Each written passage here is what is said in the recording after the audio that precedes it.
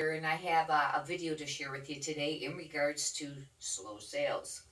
If you've not watched any of my videos before, I'm a full-time reseller, and I sell on eBay and also on Poshmark, and we'll get right on to it. I know how frustrating it can be to have slow sales, and there's many things that can contribute to that. I know a lot of people's been writing on the Facebook groups in regards to the slow sales, and I thought I'd do a short video to maybe give you some ideas of things to change on how to improve and combat that situation.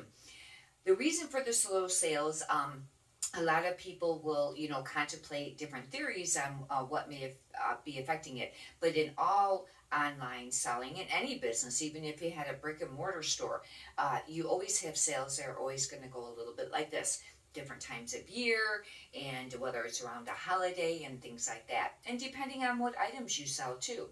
But right now, we really do have a soft economy, so you have to be a little bit more strategic on selling and do whatever you can in order to increase your sales.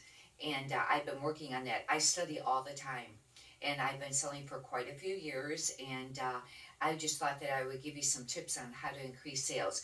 Now, it can be, some people say, well, maybe, if it's due to a holiday, well, yes, this is Easter week, and that can also slow sales. And then also, whether it's vacation time, and yes, it's been spring break, especially, first it's like that all the colleges, and then all of the, high schoolers go, and just people also that live in the colder states are, still vacationing and doing travel time to maybe places that are a little bit nicer and warmer. Anyhow, that does affect your sales some too.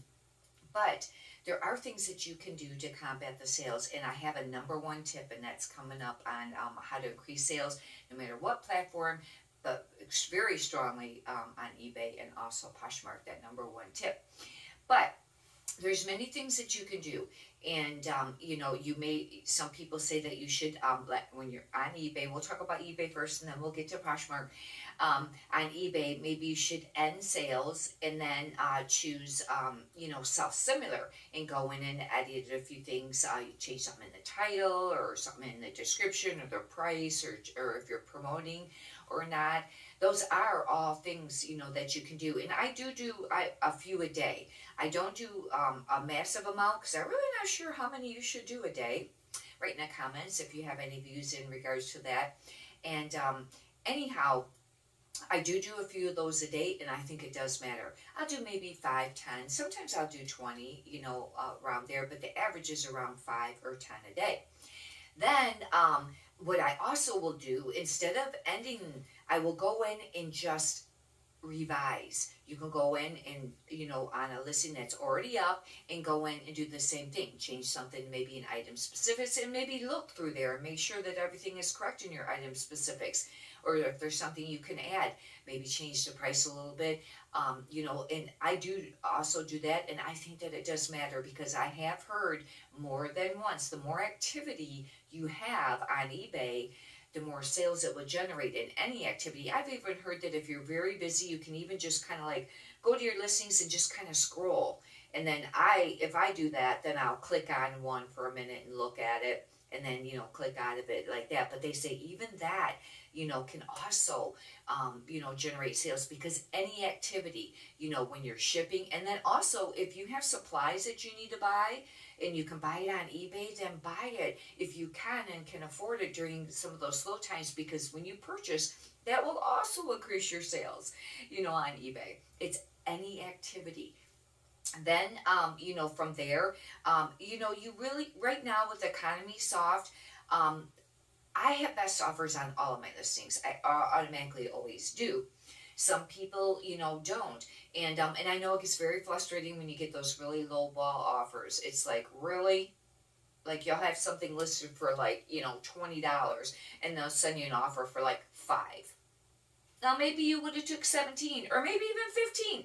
But I always say when they do that, if I would have took maybe like 15 and they offer 5, I always say, you know what, you better add another, couple zeros on that, because it's like, are you kidding? But anyways, what you do, don't decline. And I know sometimes you get very frustrated, and I get an attitude, and I'll just want to decline it, but you can't do it. You got to keep the emotion out of the business, and it's hard, and I understand that. But the reason that you don't want to decline too is because you keep activity going, and they say it generates um, more visibility for that listing. I don't know if that portion is true, but it does create more activity in the account. And sometimes you can sit there and counter offer back and forth. I think the buyers have 3 or 4 times that they can send you an offer, back and forth. But anyways, and eventually it'll just, that will end, because there's a limit of how many they can send you, and then you can just, move on if they don't ever send you an offer that is reasonable to you. But I'll tell you one thing. I've been accepting a few offers that are a little bit lower. Something to keep in mind when you are reselling, and this is very important, is that I've, been listening to some of the really big sellers, sell like a few million a year in clothing. And, what they do is they don't look at it so much as the particular item. They look at everything as numbers. Now, obviously, if it's a really nice item, you're going to want to hold out for more, or if you paid more for it. But just remember, on some of those average ones, if it's going to, maybe you wanted 15, you really didn't, you thought it was worth 15, but if somebody offers you less than that, 14, or maybe even 10, you might want to consider it, because think of this. Right now, when you have an offer for, let's say it's at $10, you have a buyer right there. How long may it take for another buyer to come along? Now, some things I do wait. I wait and hold out for the higher price on it, because it's a nice, if I know it's a nicer item and it's more sought after or whatever. But on some of these bread and butter ones, I think, okay, I got a buyer right now. Should I take that 10? Is it worth the additional 5 to wait however long? It could be a few weeks, could be a few months, it could be a year. You don't know. It's just something to think about. But anyways, and you try to think of it as numbers. And yeah, I don't really like to take $5 off on an item that's only 15 to begin with. I'd rather, we'd all rather get that full price. However, sometimes you got to look at it that way. But in regards to doing the best offer, most of my sales are coming from offers. Yeah, I do get a few straight buy it now prices, but I'll tell you what, the majority of the sales, it seems like, is offers or sales, which I'll get to next, running sales.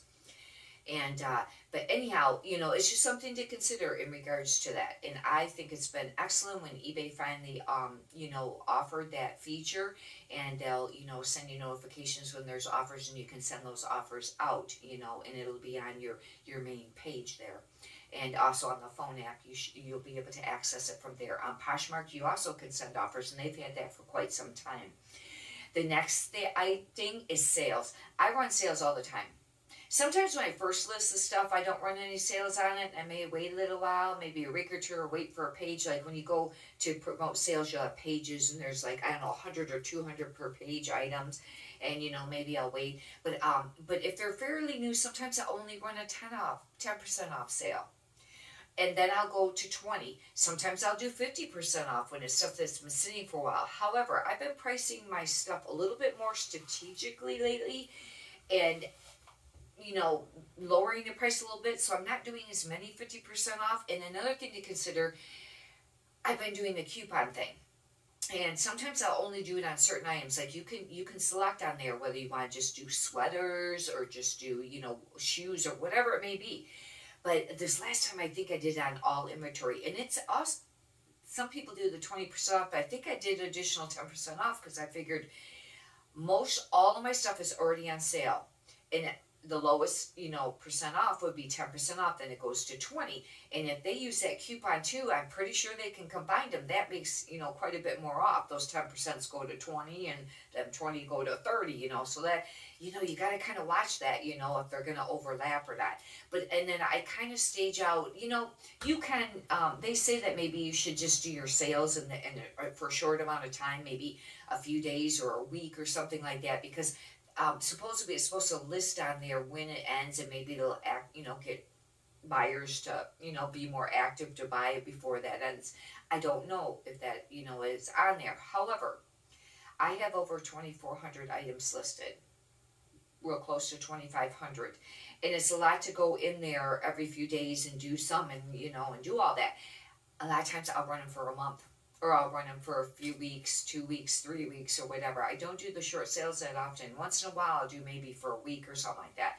But it's totally up to you. It depends on how many items you have listed. That's just what it makes it easier for me. But I run sales all the time, and it does make a difference, because when I let them run out and I don't have sales going, I'll see a dip in my sales. I will. You know, and if you can, you know, if you have the margins and you can afford it, you know, to run a sale, that would be really excellent. I don't know if you can run a sale if you don't have an eBay store, but if you do have an eBay store, I know that that is available. Another thing is your pricing. This is a very soft economy right now. It really is, and you might want to get a little bit more competitive. I'm not saying give things away. This is a lot of work. I know how much work this is. You know, to do the listings while you're doing the thrifting first, and then you're doing the listings and the photos and all of that, and keeping track. It's a lot of work. It's a lot of work for shipping. You also have money of costs for, you know, your shipping supplies. However, you need to be competitive. I viewed a girl's store the other day that was on Facebook because she wanted people to view, and her stuff was priced, and it was pretty average stuff. Things were priced at least $5 or $10 way too high. They really were. And a lot of them, and a few of the brands I can't even get to move. Now, some people may be able to get to move them, but, you know, also check your brands. Make sure there's stuff that's selling. If you're not really sure about brands and you're newer and you're just starting out, and I know it can be very overwhelming, and believe me, I was that way, because I was not ever a type of person that bought, you know, name brand stuff, you know, clothing. I just bought what I liked, and, you know, and I've always been a bargain shopper. However, I've had to learn all the designer, you know, brands. But remember, with selling clothing, it's a lot about volume and how much you can list a day. And you don't have to be buying all those really high-end brands. And some of the high-end brands, you got to really watch it to make sure they're authentic, and you might want to get them authenticated or need to. And that's something else to consider, and it might take a little longer for that buyer to come along. Just keep that in mind. However, if they're really popular items, they're going to sell quickly. But on your average sale items, maybe an area you could look is plus-size clothing. Think about it when you go to the thrift store. There's huge areas of women's clothing, for an example, and also men's, though. But some of the stores will have a separate area for men's, you know, plus size, and then also women's, you know, or bigger, might be bigger, tall, they may say, for the men's. Anyhow, it's a very small section. So think about that. And even when you go to the store, when you go, even if you were to go to Meijer's or Walmart, think of how large the regular clothing sections are as opposed to the plus size section. And it's a little harder to find cute, you know, nice items. That may be an area you want to check on. I have always done really great with plus size clothing, and I used to sell a ton of it and really focus on that. And then I started doing more of, you know, the regular sizes, you know, too. But lately, I've been really watching, you know, for the plus size again. It doesn't sell for a lot of money, but you may have more buyers, more buyer opportunity, because there's not as much up there, not as much competition. The market might not be as flooded. Not to say that there's not still a lot out there, but there is. And it's just something to consider. When I do look for plus sizing, I like to buy 2X or larger, but I will buy the 1X. You know, I really don't like to do the OX that much because it's too confusing. Is that like an extra large or what? You know what I mean? But it's just, but I kind of, but then, if I get to 4X or 5X, you would think that would sell because it might be even harder to find. No. It sits longer and it sells for less. Write in the comments how you do if you do that size. It's just kind of interesting. But anyhow, make a long story short, that might be an avenue to look at too. Another way, you know, to increase sales is that you're going to want to make sure that your photos are pretty great. And you're going to want a lot of photos up. 4 photos in the clothing business is not really that many. And I know how frustrating it is. And believe me, there was many times throughout the times that I've been selling that I would say, you don't need more photos. That's ridiculous. And I've heard it for a long time. The more photos that you have, it may also raise you up in, you know, in the rank on, you know, where your view, to where you get more views on your items. Some people say you should do all 12. I don't do all 12. Sometimes, but I don't do all 12. Before, I used to average between 5 and 7. Now I've been bumping it up because I've been also doing the measurements in the photos. I didn't do that for a long time. I started adding that, and I'll tell you 2 reasons that I've been adding that. One, because I measure everything and write it in the description, and I can't tell you how many times I have people send a note and say, well, how long is the item? Or, you know, what's the bust size across? It's in the description. And I try to be really nice, not cocky, because it's really easy to say, you know, don't you read? But they don't. They don't take time, I guess, to read the description. I even have in the item condition, I'll write the item condition on the very end of that, or on that too, I had wrote in there, see description for measurements. And then another thing too is that for returns, I still get returns for non-fit. And I know it's hard even if you had measurements. I don't know what my measurements are either. You know, I usually just go according to, you know, small, medium, or whatever. However, you know, maybe that will cut down on the returns. Anyhow, that makes for at least 3 more pictures, you know, if you're doing the length and the bust and, you know, the waist. For men's, I try to do sleeve, which it's hard though because it's long. And for pants, you know, doing those type of things, or shorts, you know, doing the pictures, you know, for that. It's increased it. Now we're at, I'd say I'd probably would be at between 9 and 11 would be, or, you know, probably, you know, 8 to 11, or, you know, at least over 10 now. And maybe that'll make a difference. I don't know. And I always, and I know a lot of people are controversial on it, but the white background supposedly does raise it up, or has something to do with Google or eBay, or I don't know. But they really want you to use white backgrounds for that first picture. And what I do is I take my photos, and I already have the white background, but to make it look nicer and create the full white background, and I have a video up on that, I'm pretty sure I do, on how to get white backgrounds, is I use an app. And I go to the app, it's a free app, and then I, you know, do the white background. But I use eBay's feature first, and I think that's what the video is about. You can go right to eBay and use it, and you can erase stuff. It erases stuff, and then you can, there is a thing where you can push on it to add if you need to add stuff back on there, or to erase, or whatever. I use eBay's first. If eBay's doesn't work, especially if it's something white already, then I do use this other app, and sometimes it can do it, you know, otherwise sometimes it'll do like half the shirt or whatever, you know.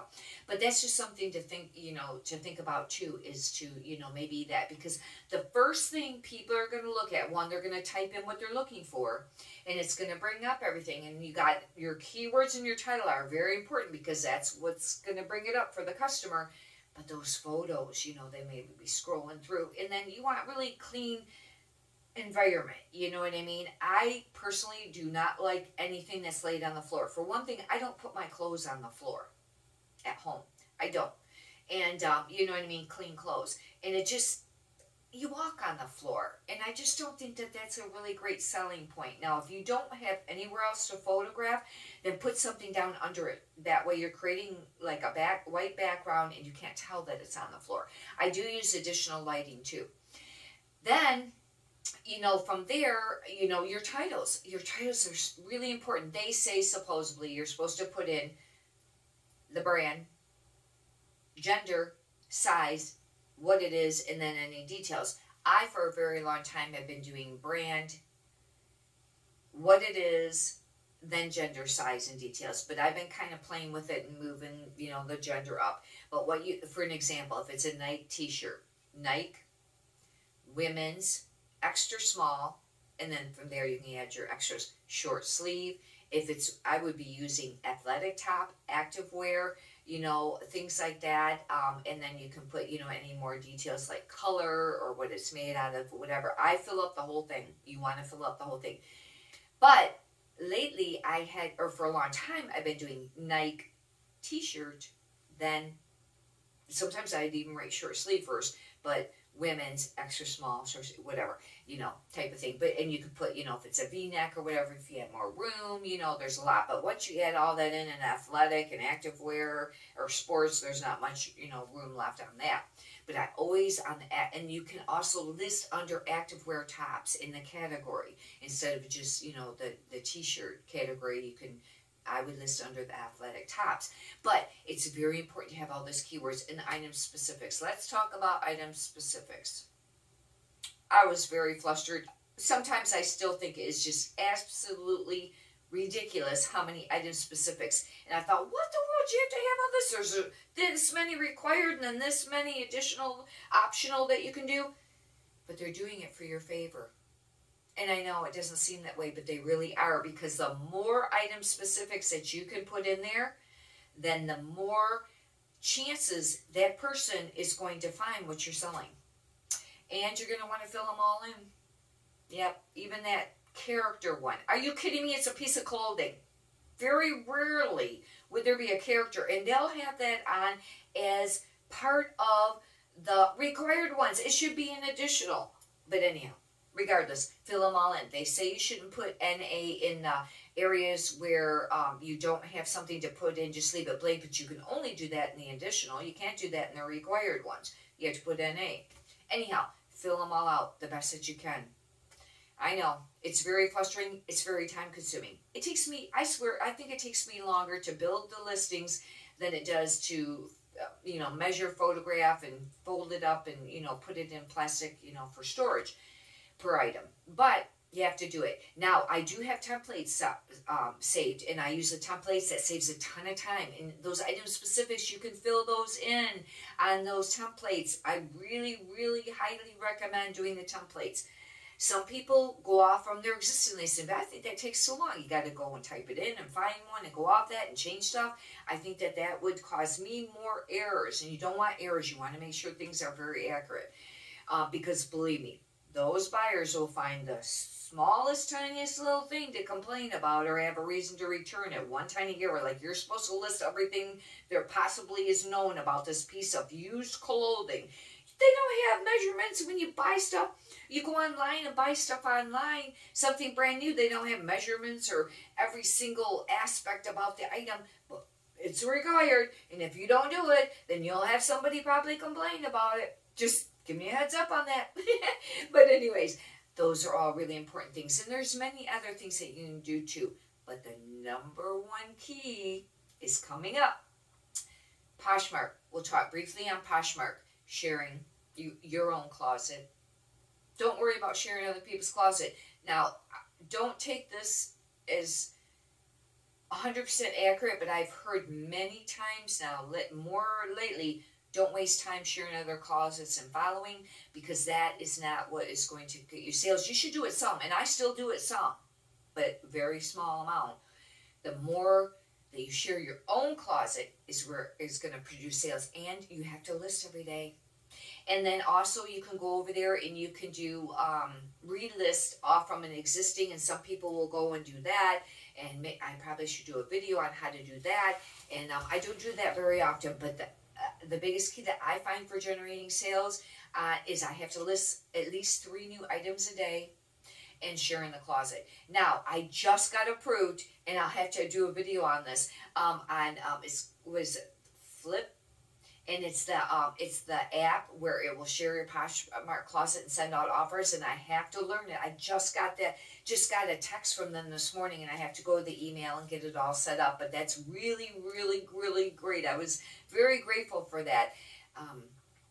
Thank God that, because the hardest thing is sharing, and the more you get up there, the more items you get up there, the longer it's going to take. I'll let you know how that goes. But anyhow, regardless, sharing and listing every day, that's really big. Huge, huge. And, but anyhow, we'll get to the number one. And this is the number one, hands down, no matter what. The more you list every day, the more you'll sell every day. List, list, list, like I always say, on eBay and Posh. And the more that you list, the more items every day, but it's got to be consistent. You got to stay with it. It's got to be every single day. If you don't want to list on the weekends, save them in your drafts, and then you can post them on the weekends. And you're supposed to do it for a long period of time. Now, if you've been doing it already for a long period of time and you miss a day, don't totally flip out or miss a day or two or something like that, because they say within a week's time it should, kind of activate that for you. However, I don't know if it'll go up exactly to how many sales you were having every day would be the same, but it's supposed to reactivate it. But sometimes they say it takes a year. I know, right? A year? But I will tell you, every time that I have staged up, I used to list 10, consistent for a very long time. Then I went to 15 for a very long time. Then I've been at 20. I want to do 30, but I don't have enough inventory, and I need and also getting the space, the storage, you know, is too very tough on that. But once I've been started listing more, I'd sell more. But I'll tell you what, it's always about half. I always seem to sell on a pretty consistent basis about half of the number of what I list every day. List 20, always sell around 10. Could be a little under, could be a little over. They say eventually it's supposed to come up equal, where if you list 20 a day, you sell 20 a day. But maybe that's after you've done it for a year. I don't know. That's a long time to wait. And I know it's frustrating, very. Who wants to wait for that? But you have to, and there's reasons for it. This, at first, for a long time, didn't make sense to me. And I'd just say, well, it made sense, kind of, but I'm like, no, that's ridiculous, whatever. I didn't agree with it. But they say because you want to grow your eBay store at a slow pace, like this. And there's reasons for that. One, eBay doesn't like, it throws up a red flag if you've been selling, you know, like here, and all of a sudden you're here and you're selling a ton of items and a lot of money. That's a red flag. You got to really watch it. You know, not that you can't, but just really watch it. Make sure you got all your ducks in a row, because, you know, if you're selling anything high end, make sure, and very much of it, you want to have invoices of where you're buying that stuff. You know, you have to have actual invoice receipts for stuff when you get up into those brackets. And, you know, just make sure you have everything very accurate and authenticated, especially if you got some high-end stuff you're selling. But even on the average, you know, you're supposed to grow slowly. Another reason is, and I don't know if this is true, but they say eBay's not going to give you more traffic because they want to make sure you can handle it. So you got to prove that you can handle it. It's statistics. It's not like they're just sitting there going, okay, well, this person will send that many sales today too, and this many, you know, sales to that person, you know, today. It's not like that. It's all statistics of what they're doing with your account. They got to make sure you can handle it. Because if you sell 10 a day and all of a sudden they bump you up to 50, can you handle that? 50, shipping 50 a day, that's a big jump. And I think maybe it's for your benefit that it slowly increases, really, because you do need to get used to that. And then, because remember, then you're going to be shipping 50 a day, pulling them out, getting them packaged, you know, printing the labels, getting them out, and then still doing your daily listings and all your daily things that you normally do. It's something to think about. And then, too, you don't want a bunch of errors. You don't want shipping errors like, oh my gosh, you know, you didn't, you know, get that shipped out in time, or you pulled the wrong item, or, you know, screwed up, something like that. You don't want errors, because you know errors can create defects against your account. One of the biggest defects there is not getting your stuff shipped out on time. And then items not as described, and if you don't settle the case in eBay favors, and, you know, for the seller. Those are the two worst things that you can do. Anyhow, that's something to think about. But your biggest key, it is, besides any of the other stuff matters. It does. You got to do all those steps too. But the biggest key is volume. In clothing, anyways. Unless you're selling stuff that's very sought after, and, you know, and it just flies off, you know, flies out of your store, that's different. But if you're an average clothing seller, you know that the average items you're finding is the bread and butter. And you're throwing in any of the great, you know, brands too that you can find, you know, along the way. Some people only sell the high end, or the, you know, the fast moving. I've been trying to sell stuff that's not like really super high end, but, you know, a little nicer, higher end, or, you know, more popular, sought after right now, or trending, and not like exactly trending, but things that are more popular or has a quicker sell-through rate. The quicker sell-through rate is the key too. You want, you know, if you can pick up those items, but you don't always find those items, and in volume. You know, can you find 20 pieces of those a day for 7 days a week? You know, it's all about, you know, a lot of times the bread and butter. Something to think about. Anyhow, hopefully you've gotten some really excellent, valuable content out of this. If you like, you can subscribe. That way you can check out the video on how to get the white backgrounds. I have many videos on, you know, thrift haul videos. And lately I've been doing the ones on some of the quicker sell-through rate, or a little bit nicer brands and things like that. But I also have a lot on the bread and butter. I have a few on, you know, ship with me what sold videos, and then also other eBay tips. And I study every day. I do, and I've learned the most from the other YouTubers. And I know there's a lot of controversy about the YouTubers out there, and I know that there is, but you can pick through that. You know, if they're saying that they're selling a certain amount and of a certain, you know, giving examples, and they're saying that they're selling this brand for this amount of money, check solds on eBay or on Poshmark, and see before you just, you know, go with it. Always check. Always check, no matter what, because prices could even change from maybe that video was done a while ago, or maybe, you know, that sells for them at that price, but it might not sell for you at that price. Consider that too. It could vary, you know, like that. There's variations, and leave yourself, you know, room on that before you go paying a lot of money for certain items, you know. But you can check that. But I've learned the most that, and I've learned some from the, you know, the Facebook groups too. And then, but checking the sold comps is your, you know, number one. You're supposed to check sold comps as opposed to how many active listings they are and compare, and that's how you get your sell-through rate. I don't always do that. I do just check the sold comps, and you're not supposed to do that because, you know, you gotta really check to see how many, because that will tell you how quickly that's going to sell. And that, you know, is something to work on too.